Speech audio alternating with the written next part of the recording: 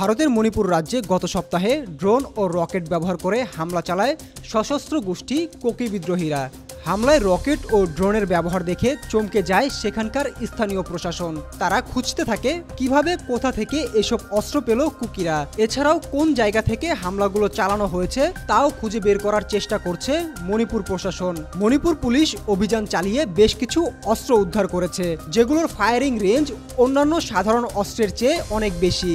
সোমবার ভারতীয় একটি গণমাধ্যম জানিয়েছে, গোয়েন্দারা তদন্ত করে মিয়ানমার সীমান্তের কাছে কয়েকটি জায়গার সন্ধান পেয়েছে।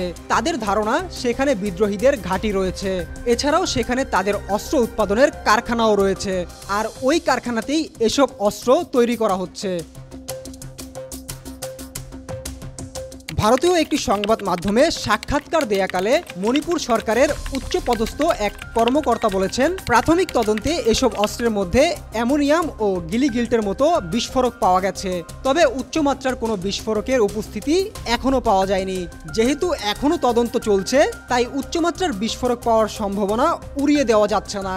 গত শনিবার সকালে কুকি বিদ্রোহী এবং মেতেই জনগোষ্ঠীর মধ্যে গোলাগুলি হয়। পরিস্থিতি নিয়ন্ত্রণে মণিপুরের মিজোরাম বিভাগে অনির্দিষ্টকালের জন্য জরুরি অবস্থা জারি করা হয়েছে। মোহাম্মদ আলিফ মিয়া, দ্য মেট্রো টিভি।